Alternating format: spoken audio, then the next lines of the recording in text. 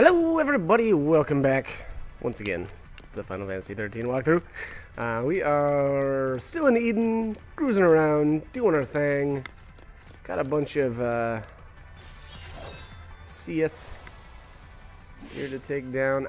Now these sacrifice enemies, now these ones are the ones I was kind of referring to in some of the other videos where I actually kind of like farming these guys. Now, not necessarily this specific spot, but these things have really good drops. So number one, they drop, I think the perfume is their common drop, and then Scarletite is their rare. Perfume, and I mentioned that in the previous video, perfume is really just used for selling. It's technically, you know, I believe it's technically considered an organic material, but I can't recommend using it for that because it just sells for so much money. So there's that, and then the Scarletite is one of the upgrade items, I guess I'd say, and a pretty decent item. They're fairly difficult to come by, and they are worth quite a bit of cash. So you know, it can be actually fairly profitable if you actually need them right now. You may want to just farm this area a little bit, you know, and get what you need. There's one of them, and then a perfume to go along with it. So, you know, if that's something that you've been waiting on for a while to upgrade, you know, an item or two or whatever, again, you know, they're really easy to come by here. I think they've got I think they're a 5% drop rate from these guys. So, you know, as long as you're getting the 5-star ratings, you know, you're gonna definitely even improve your rates even more, and then toss that connoisseur catalog on as well, and you will be rolling in them. This battle here, we've got a Vernal Harvester and 2 sacrifice enemies. I guess, I don't know, I guess I'd say it's probably best to do it like this. Take down the Harvester first, and then, you know, just worry about the sacrifice enemies after. One thing also I want to add with these sacrifice, and maybe it's something that I didn't remember or whatever, but they actually are incredibly vulnerable to status afflictions. So landing a D-Shell as well as an Imperil on them will allow your Ravagers to just shred them. So you know, I don't know. You know, take that information as you will, and you know, just keep that in mind. When I end up farming these later on, I actually mostly farm using the Smart Bomb paradigm, and I feel like it turns out really well. I'll do a guide, you know, once we actually get there. We're extremely close. But you know, once we actually do get there, I will do a little guide on farming these guys and kind of the equipment I use and whatnot. So hopefully that will be useful to somebody. And actually, I still have to make a guide for farming the Adamantoids back there a little ways. The one that we took down in the last video. I'll probably do that. Actually, I think what I'm gonna end up doing is, you know, wait until I beat the game, and then I'll come back and then do that guide, because I just feel like, you know, a better time to farm it is a little bit later. Now, if you absolutely want to get that trapezohedron and you know, try to you know, get maybe one or multiple of your tier 3 weapons, you know, now is the time, or a time to do it. And you know, with Vanille using death, I feel like it's a very, I'll almost say, easy way to do it. So, you know, and you very well can do that now. Now, I decided to wait until you know, after I've beat the game essentially, but you know, that's the call that you have to make yourself. Let's see here. We've got one more sacrifice enemy, and then we'll grab this treasure sphere, and then there's actually a boss battle as well. Alright, one left. Now, actually, I forgot to mention this, but the sacrifice can be annoying from time to time. Number one, they debuff the crap out of you, and then on top of that, they'll occasionally cast death. And you know, if you're really unlucky, they'll cast death on your party leader, and you'll just get one shot. So, you know, I guess keep that in mind. My impression is it should work the same way as Vanille's death spell. So, if they land a bunch of you know, nasty debuffs on your party leader, well, it's more likely that death will land. So, that's my thought. I haven't tested it out, and I won't either. So, okay. That's alright. But yeah, anyways, I guess just keep that in mind. Every once in a while, you'll just get unlucky and they'll one-shot you. So, you know, it is what it is, I suppose. Anyways, we've got a boss fight coming up here, so let's get this started.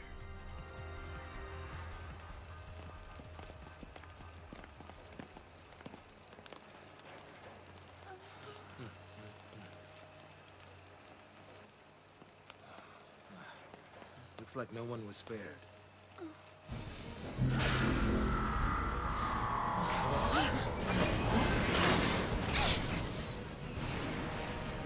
He really wants us dead.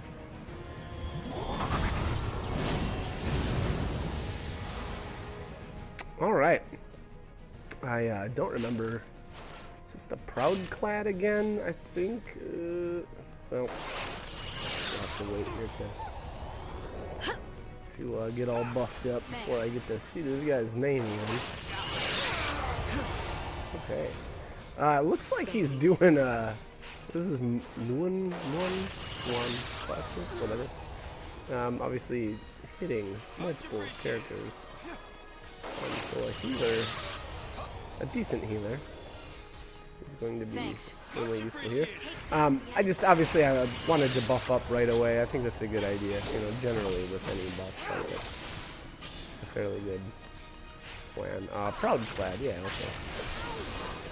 So let's see here. Wow, he's staggered extremely quickly. That's kind of crazy. Although we're barely touching him or scratching him here, so I kind of feel like I should have debuffed him. So we'll see. We'll see if that's you know, what I end up doing. Yeah, no, I don't have any information on what he's immune to, unfortunately. Now, as with other boss fights, you know, obviously we're going to be able to do this just fine without haste, but you know, that's one of the things where if you're having issues with a particular boss fight, that may help out. And again, you know, I've mentioned this quite a few times, but at this point in the game, Hope has access to haste as well as all of his defensive buffs now. So, you know, I guess I like to just go against the grain here and, you know, not use him. But he's like I said, he's a very good party member to have. And again, you know, especially if you're having any issues, I'd actually kind of stress using him, just because again, he's gonna fill a pretty important party spot, you know, again between that medic role of his and the synergist. You know, and then top it off with a really good Ravager role as well, and you just got a really good character. So it's funny, I smack talking for the beginning of the game because I just don't like his attitude, but you know, really, I don't know. He's it's needed. It's good writing. It's well written. He at least, you know, I think his character's got that. You know, that revenge attitude towards Snow, and I think that's I don't know, again, I felt like it was good writing. Anyways, here we've got the Proud Clad buffing himself up now. I'm not sure if you can remove those or not. I guess I didn't try. I think if I were to actually look up the Proud Clad's weaknesses here, I think it'll actually tell you whether or not you can dispel, or if they're vulnerable to dispel or not. So maybe we'll just see. We'll just see what the guide says here on the Proud Clad, if we can find him. Could be a minute here. No, maybe I don't. What's going on here? I can't. I'm lost. Anyways, I guess even if you can't, you know, I think it's going to be fairly important to have Protect and Shell up. I'm actually not sure what abilities he's using, if they're physical based or if they are magical based. You know, so that's gonna. I mean, usually any of your buffers that have one usually has the other. So somebody like I think Lightning's got both. You know, so maybe it's not really an issue anyway. But I guess just make sure that you know have both on now. Our buffs are falling off here, so and you can tell by I'm getting really low on health here. A good renew probably is a good idea at this point. And then actually getting, oh wow, I even dropped into Solidarity, so I must have been fairly worried here about how I was doing. But anyways, like I said, you know, a good getting yourself buffed back up, that's going to be fairly key here. I really want to see if he's vulnerable to Dispel, but I just can't seem to find him in the book here. Probably flipping past him. Proudclad, Proudclad. If I was the Proudclad and I was in the guidebook, where would I be? Where would I be? Right where I'm not looking. Oh, see it. And maybe I'm missing some.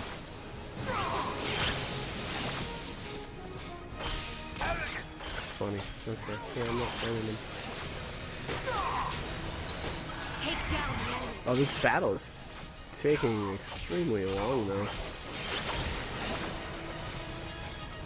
We've even got him, you know, debuffed with, or he's got de-shell and de-protect on him. So I'm not sure. It seemed to me that when he buffed himself up, he also got those debuffs as well. So maybe that's just the way this battle's kind of supposed to work.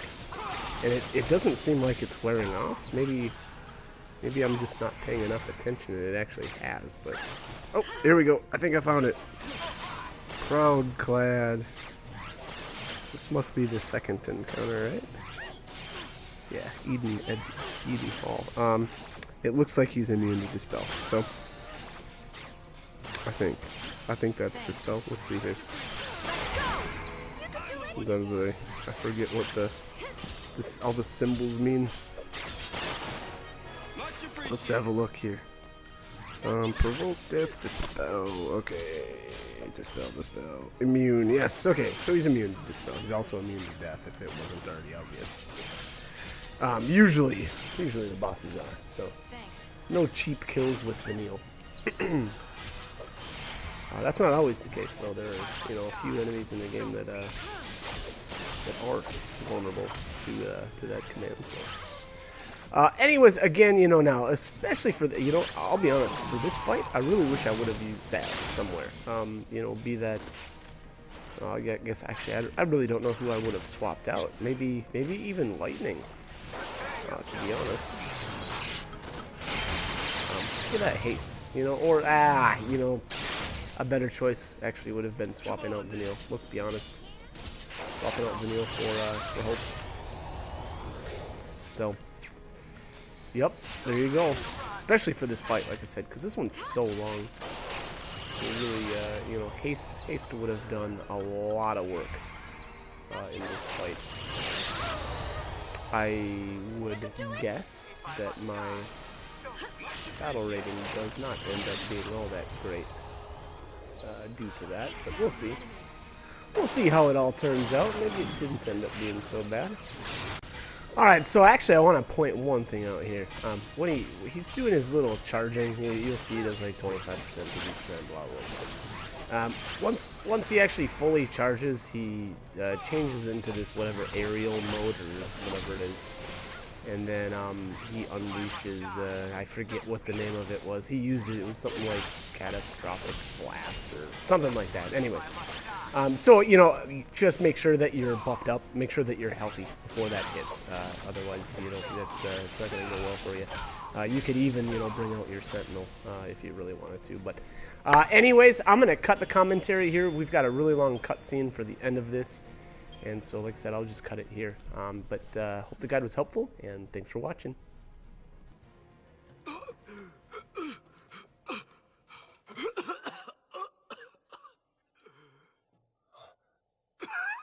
Rosh, it's over. What of my soldiers?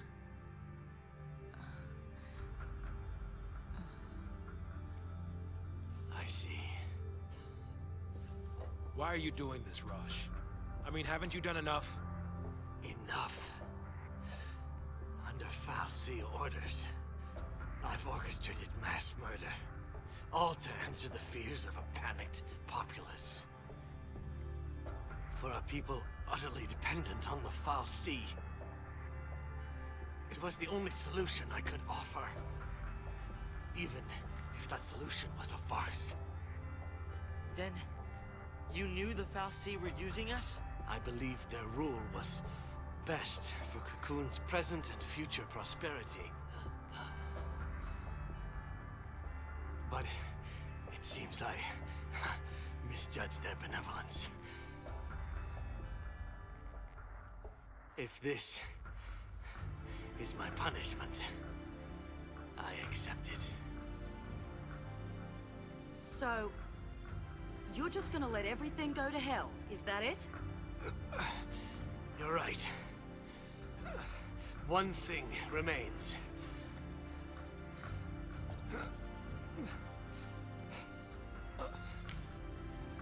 This is SciComm Director Rosh. Attention all SciComm and Guardian Corps units. Suspend l'Cie operations. I repeat, suspend l'Cie operations. All units should focus their efforts on evacuating the civilian population. I do not issue this order as an absolute. You are free to make the choice. Rosh! Go. You're here to save Cocoon, aren't you? Or was that a farce as well?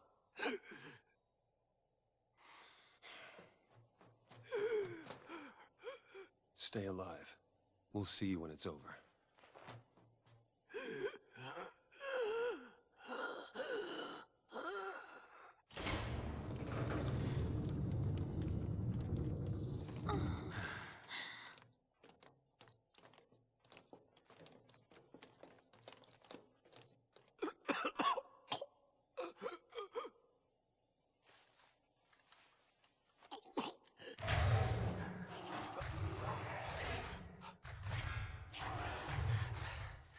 I'll trust in your humanity, l'Cie.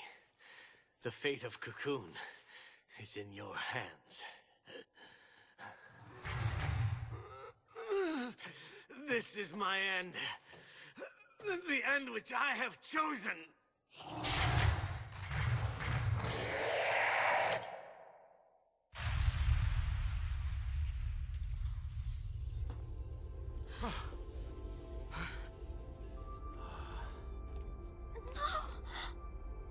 Hmm.